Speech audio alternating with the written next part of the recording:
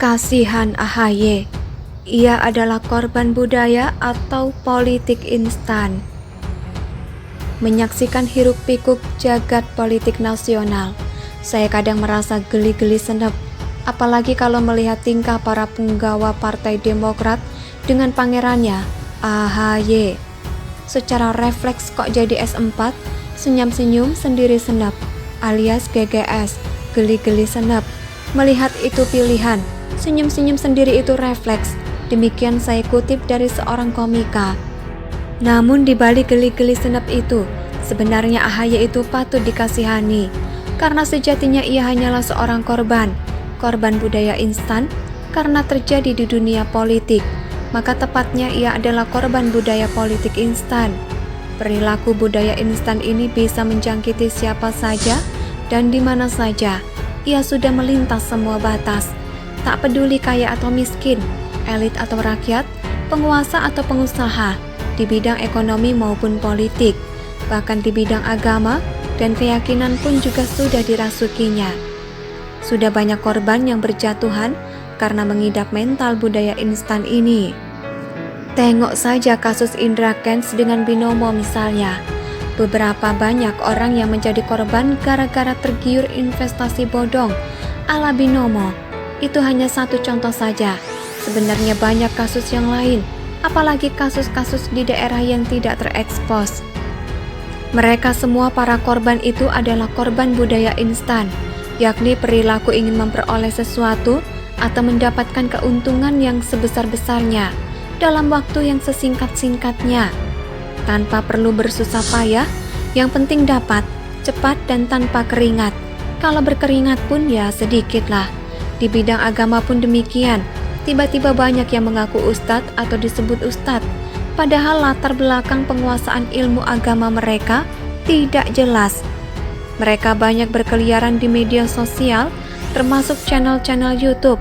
Modalnya gampang, buat konten yang bernuansa kritik pada pemerintah, sisipi dengan 1 atau 2 ayat kitab suci, dan pilih diksi bombastis dengan gaya public speaking yang cukup meyakinkan. Beres, pasti banyak umat yang kepincut. Selain Ustadz Karbitan tadi, fenomena artis hijrah juga merupakan salah satu gambaran nyata budaya instan. Belajar agama baru beberapa saat pada ustadz yang begituan pula.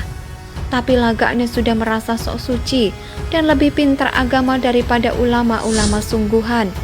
Bahkan kurang ajarnya mereka sudah berani menyesatkan paham lain di luar kelompoknya. Sedikit-sedikit bilang bid'ah, syirik, kofar, kafir, dan sebagainya.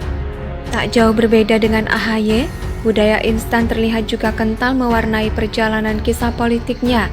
Syahdan, sebelum diterjunkan ke dalam kubangan politik, AHY sebenarnya mempunyai karir militer yang cukup bagus, namun entah kenapa, menjelang Pilgub DKI tahun 2017 yang lalu, sang ayah bertitah agar si anak muda itu menapak tilasi jejak politiknya. Akhirnya, jadilah si pemuda resign dari dunia militer. AHY yang masih bau kencur dan berpolitik itu diplot sang ayah sebagai cagup DKI. Kendati sang mentor politik, yang juga ayahnya itu adalah seorang mantan presiden, namun jebolan TNI Angkatan Darat berpangkat mayor, itu sama sekali tidak berkutik dalam gelaran Pilgub DKI. Ia terlihat masih gugup menyikapi transisi dari dunia militer ke dalam dunia politik. Akibatnya, secara menyesakan ia langsung tersingkir pada putaran pertama. Jargon politiknya dengan tema yang muda yang memimpin pun menguap seperti tetes embun tertimpa sinar matahari pagi yang terik. Melihat kegagalan anaknya dalam Pilgub DKI, sang ayah tidak berpatah arang. Ia masih berusaha memoles anaknya agar kelihatan berwibawa dan diperhitungkan di rimba persilatan politik dengan kekuatan mantra politiknya yang masih cukup berpengaruh di kalangan anggota Demokrat. Sang ayah menaikkan anaknya ke atas singgasana kursi ketua umum Partai Demokrat, sekaligus menobatkannya sebagai seorang putra mahkota pewaris tahta politiknya. Lagi-lagi perilaku budaya instan dipertontonkan, jalan pintas agar mendapatkan dukungan secara ditawarkan. Cukup dengan modal politik identitas dan klaim sepihak sebagai seorang yang berdarah biru dan keturunan nabi.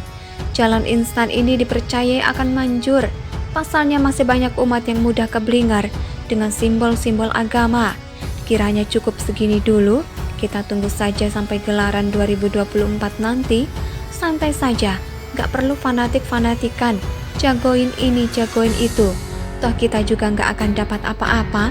Yang penting kita nikmati dulu GGS-nya. Geli-geli senap. Artikel ini ditulis oleh G. Wicaksono di steward.com. Bagaimana menurut pendapat Anda? Silakan tulis pendapat Anda di kolom komentar.